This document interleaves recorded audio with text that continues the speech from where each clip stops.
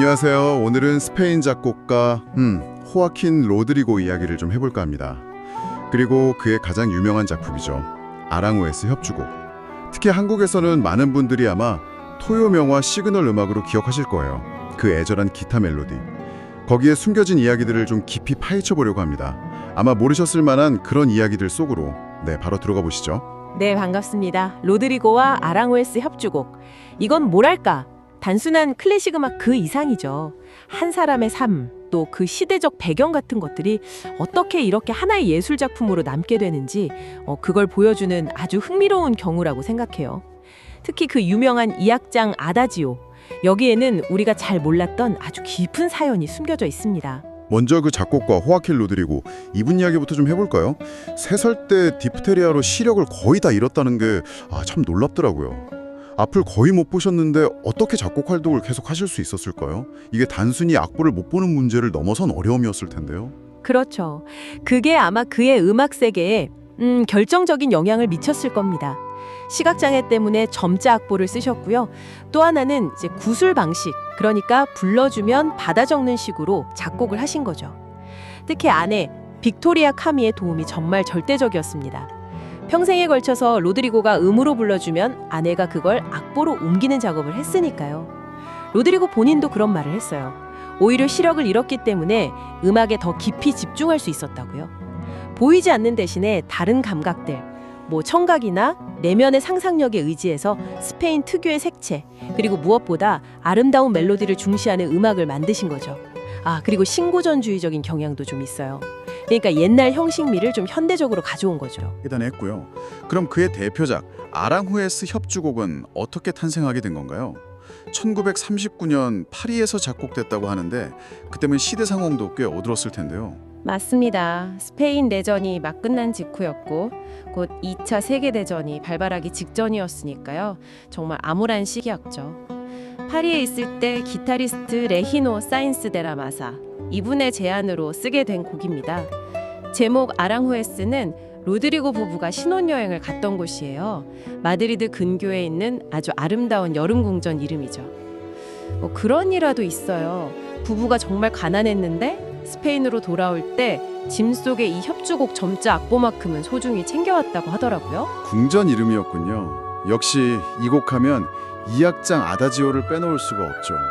저희한테는 토요 명화 시그널로 너무나 익숙한데 이게 그냥 슬프기만 한 게 아니라 어딘가 좀 처연한 아름다움 같은 게 느껴지거든요. 여기에 정말 특별한 사연이 담겨 있다고요. 네, 바로 그 2악장, 여기가 로드리고 부부의 가장 큰 슬픔이 녹아있는 부분입니다. 그의 아내 빅토리아 캄 히가 나중에 자서전에서 밝혔는데요. 첫 아이를 유산한 직후의 그 비통한 심정을 담아 작곡한 거래요. 그래서 그렇게 애절했군요. 네, 그래서 기타하고 잉글리시 호른이 서로 주고받는 그 선율 있잖아요. 그게 단순한 슬픔을 넘어서 뭐랄까 신에게 던지는 간절한 질문, 또 아내의 생명을 위한 기도, 그리고 마침내 그 슬픔을 받아들이는 과정까지도 담고 있다고 그렇게 해석들을 많이 합니다. 그런 개인적인 비극이 정말 보편적인 슬픔의 정서로 승화된 거네요. 듣고 보니 스페인 민요 느낌도 좀 강하게 나는 것 같은데 혹시 특정 곡을 가져온 건가요? 아주 깊게 배어 있죠. 특히 사에타라고 불리는 좀 종교적인 느낌의 아주 애절한 노래가 있거든요. 그런 깊은 슬픔과 열정 같은 게 녹아 있다고 볼 수 있어요. 스페인 기타 음악의 전통을 현대적인 협주곡 형식 안에 정말 완벽하게 담아낸 거죠. 근데 참 아이러니한 게 로드리고가 정작 그 아랑웨스 궁전의 정원을 실제로 본 적은 없다는 사실이에요. 어떻게 보지 못한 풍경을 이렇게 생생하게 음악으로 그릴 수 있었을까요? 정말 대단한데요? 그렇죠. 그래서 이 음악은 실제 정원의 어떤 묘사라기보다는 그가 마음속으로 상상한 정원의 감각적 경험에 가깝다고 할 수 있어요. 예를 들면 목련 향기라던가 새소리, 분수 소리 같은 것들을 소리로 표현한 거죠.